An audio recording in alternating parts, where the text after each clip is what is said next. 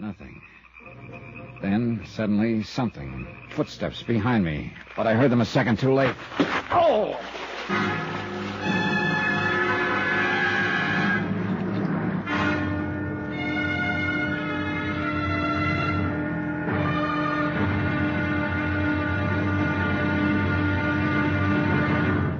Now, here's our star to tell you about the final episode of this week's story. Tomorrow, a man who talked too much, and it killed him. Johnny Dollar. Good morning, Mr. Dollar. This is Milo. Remember? Oh, Milo Martin, the agent, yeah. Yes, I've just read about that terrible affair about Jarvis Pocket murdered. Oh, that's a terrible thing. Yeah, he didn't even make it to the hospital. And you, Mr. Dollar, the killer tried to do away with you, too, huh? All I got was a nice crack on the head and a not-so-nice dunking in the canal. You were fortunate, Mr. Dollar, extremely fortunate. Yeah. Anything else you wanted to talk about, Milo? Oh, yes. I'm sorry I wasn't at the office when you called earlier. Well, your secretary gave me part of the information I was after. She remembered a man had phoned your office yesterday. Yes, she said he was a business associate of someone named Joseph Fallon. Well, I was out at the time, but he did leave that message. Well, what I wanted to know is, did he ever call back? No, he didn't. He probably will, unless he figures he's already found his pigeon. Pigeon? What for? Blackmail, Mr. Martin. Blackmail. 27 years ago, somebody had hired one Joe Fallon to murder Tom Sanford, the husband of silent movie star Mavis Gale. But Joe had muffed the job. Now that somebody had turned killer himself. His first victim, Tom Sanford, who'd been going under the name of Barney Slade and running a penny arcade in Ocean Park.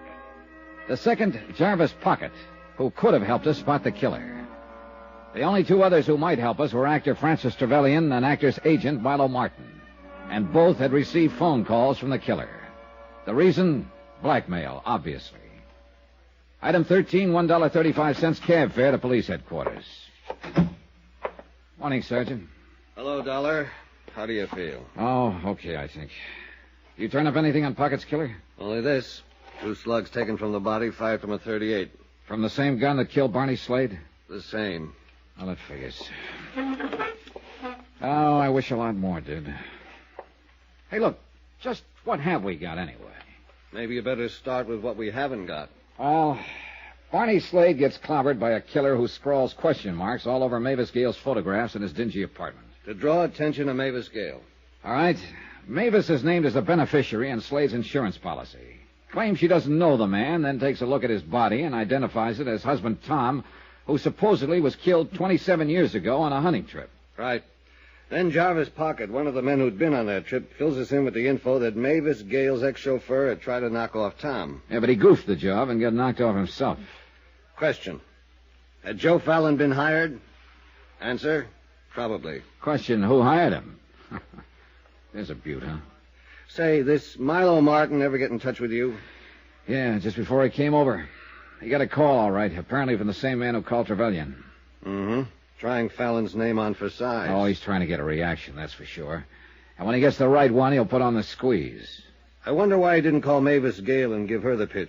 Maybe he did, and she forgot to tell us about it. Think he called Jarvis Pocket? No, I think Pocket would have told us. I wonder if Pocket told us everything last night at Barney's place. Oh, probably not. I think he suspected something or someone. When he left us, he probably did a little prowling of his own. Result, got himself killed. Look, it's almost noon. Yeah. I'll buy you lunch. We'll have about an hour. Then what? Then I'm going to Tom Sanford's funeral. Aren't you?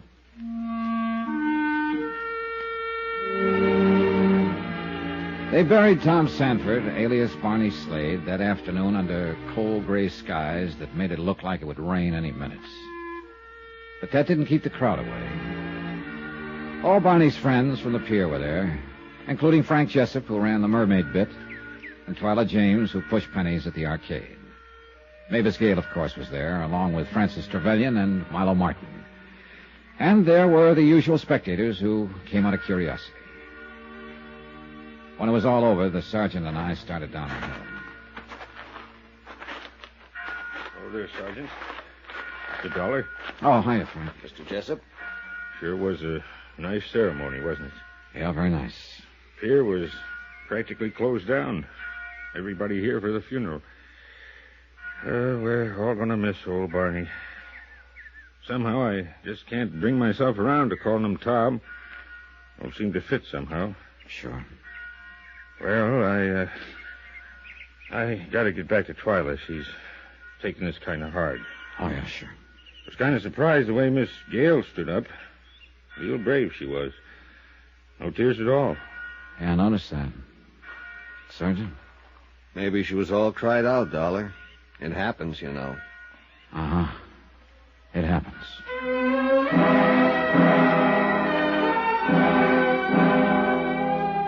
I went back to my room at the hotel later that afternoon and stretched out on the bed to do a little thinking. Sleep, something I hadn't had much of in the past 24 hours, finally caught up. When I awoke, it was dark outside. After a shower and shave, I wandered on down to the amusement pier again. No particular reason. Then I remembered I still had the key to Barney's apartment.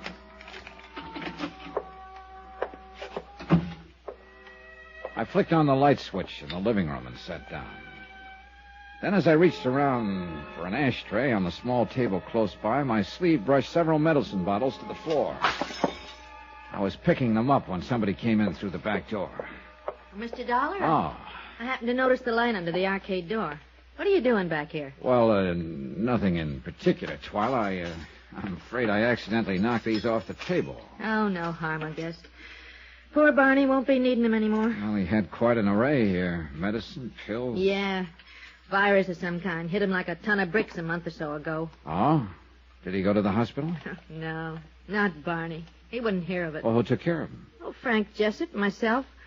Between the two of us, we did the cooking and saw to it he got his medicine and all. Wait a minute. I thought you said you'd never been in Barney's apartment. Yeah, that's right. First time was when I found the body. Well, look, if you and Frank took care of him while he was sick... Well, it was over at Frank's place in Venice. Oh. Yeah, Barney and Frank and a couple other fellas were playing cards. Suddenly, Barney wasn't feeling so good, so he decided to lie down for a while. That's when the game broke up. Frank stayed with Barney, and when he saw how bad his fever was, he called Doc Ferris. Doc Ferris, huh? Yeah, lives over in Venice. Thanks, sweetheart. Lock up for me.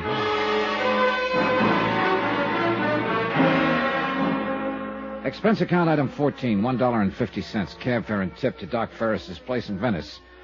Barney, he told me, had been a pretty sick man, high fever, delirious at times. But Frank Jessup had stayed by his bedside during the crisis and had done a good job of nursing him through the night. Expense account item 15, $1.50, same cab, back to the amusement zone. The attendant at the Mermaid bit told me that Frank Jessup had gone home early. Expense account item 16, 75 cents, cab fare to Frank's bungalow in Venice. The place was dark. No answer. You looking for Mr. Jessup? Oh, yes, ma'am. He just left a few minutes ago. Out for a walk, I guess. Oh, that's so? Do you know which way he headed? Down the street. That way. Good, thanks.